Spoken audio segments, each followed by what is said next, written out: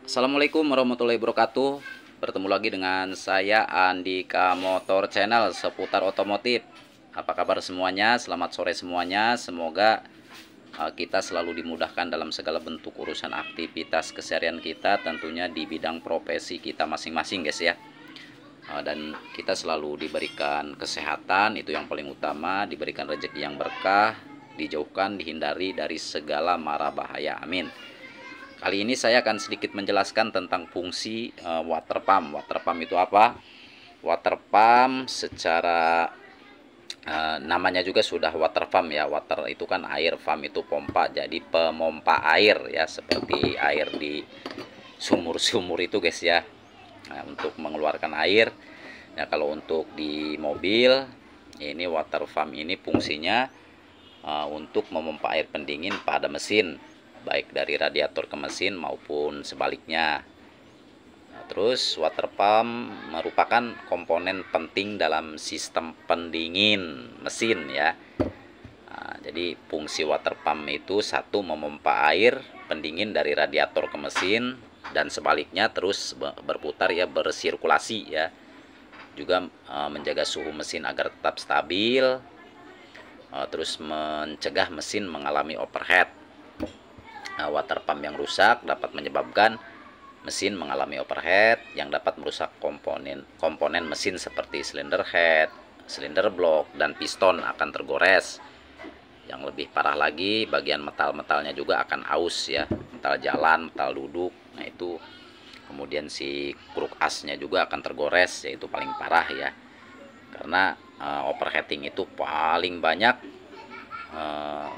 kejadian yang merusak mobil itu ya, yang merusak mesin mobil itu karena overheating ya, suhu yang berlebihan. Jadi suhu itu harus tetap stabil gitu guys ya, harus tetap stabil. Nah, gejala water pump yang rusak itu seperti suara berdecit ya, suara berdecit, kemudian berisik di area depan mesin. Nah itu bisa dikarenakan water pump juga yang rusak ya. Terus air merembes ya, air merembes pada mesin, kemudian sirkulasi air radiator akan terhenti. Nah itu berbahaya sekali guys ya. Biasanya kalau terjadi kebocoran, kan ini ada lubang kecil nih, semua water pump pasti ada lubang kecilnya ini untuk mendeteksi kebocoran ya. Kecil apapun bocor, dia akan masuk angin, kemudian akan menyebabkan sirkulasi air itu terganggu ya, sehingga akan terjadi overheating. Apalagi mobil-mobil Grand Max, kemudian Suzuki APP itu Mega Carry, itu kan antara blok mesin sama radiator itu jauh ya, karena radiatornya ada di depan. Nah itu mudah sekali masuk angin guys, gitu guys ya. Nah, inilah fungsi water pump ya, harus kita jaga, harus kita cek secara berkala. Dengan cara kita mengecek lubang ini, misalkan ada rembesan pasti ketahuan ya. Kalau misalkan kita menggunakan air coolant yang warna hijau, pasti kelihatan agak hijau, menguning gitu kan.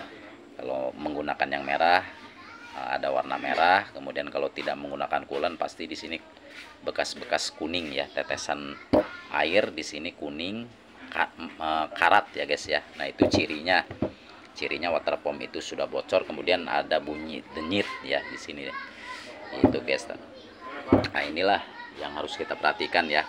Jadi dari sebuah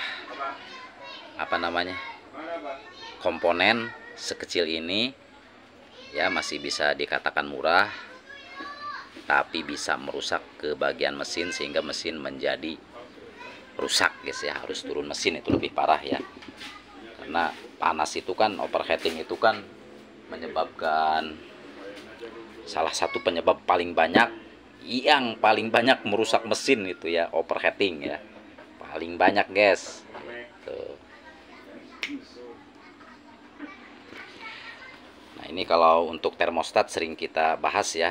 Termostat juga kan fungsinya sama, dia untuk fungsinya untuk agar suhu mesin di engine itu tetap stabil ya.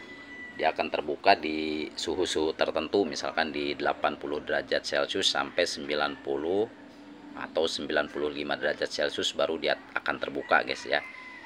akan terbuka, sehingga dia nanti akan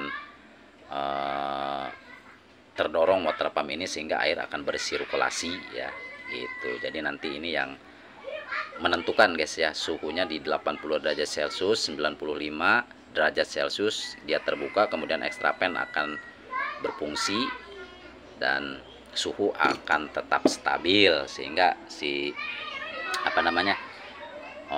injektor itu dia akan memompakan atau menginjeksikan bahan bakar itu sesuai dengan suhu. Jadi sesuai dengan suhu ya. Jadi berpengaruh juga kalau si termostat ini dicopot, baik itu di mobil konvensional karburator, kemudian di mobil injection, itu yang paling parah itu nggak boleh ya. Dia berpengaruh ke idle, terus berpengaruh ke bahan bakar akan lebih menjadi boros, karena suhu itu terdeteksi ECU, kemudian ECU akan mengirimkan data atau memerintahkan aktuator injektor untuk menyemprotkan bahan bakar berapa mili per detik yang harus disemprotkan, baik itu dalam keadaan dingin maupun dalam keadaan suhu sedang panas ya. Itu guys, ini fungsi dari termostat. Jangan dicabut ya, meskipun mobil karburator atau konvensional, apalagi di mobil-mobil injection, itu nggak boleh guys ya. Tetap kita prosedural kerja itu guys. Nah, mungkin hanya ini yang bisa saya sampaikan, semoga bermanfaat. Mohon maaf apabila ada kata salah, ada lupa tentang menjelaskan, karena kita masih pemula guys ya. Mohon maaf. Semoga bermanfaat. Saya Andika Motor dari Desa Sindanghayu, Kecamatan Saketi, Kabupaten Pandeglang, Banten, Indonesia undur diri. Sehat-sehat semuanya. Assalamualaikum warahmatullahi wabarakatuh.